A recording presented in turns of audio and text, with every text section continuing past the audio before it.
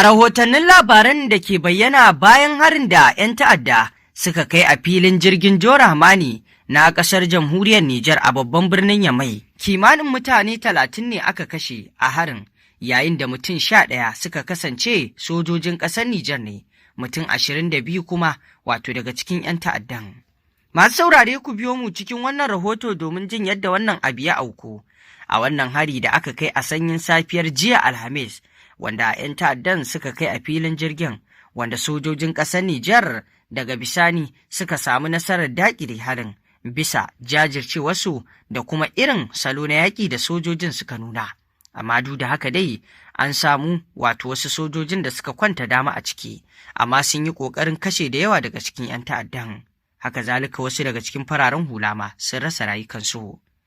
Kamar yadda a jiya muka kawo muku rahoton yadda wato abubuwan ke tafiya, amma ba a sanar da wato rahoton kan asarar rai ba ko wani abu, inda a yau dai batu ya bayyana yadda aka kashe wato mutane 30.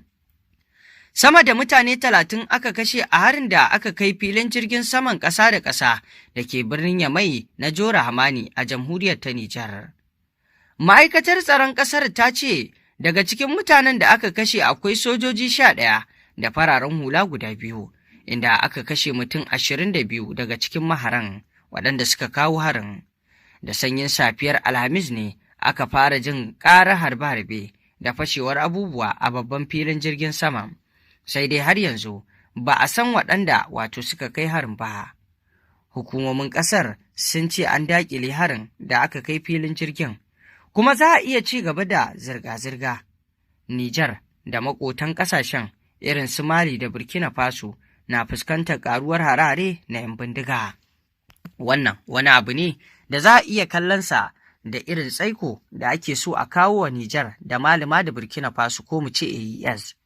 Duk da dai irin wannan abubuwa da ke wakana bai hana shugabannin ƙasashen na AES ci gaba da ayyukan alkhairin da suke ba, da kuma ci gaba da nemar wa kansu 'yanci tabbatacce ba. Domin waɗannan shugabanni na AES Nijar, Mali, Burkina Faso cewa Cani, Assimi Goita da kuma Ibrahim Traore suna tsaye ne kan digadigansu domin nema wa ƙasashensu tabbataccen 'yanci,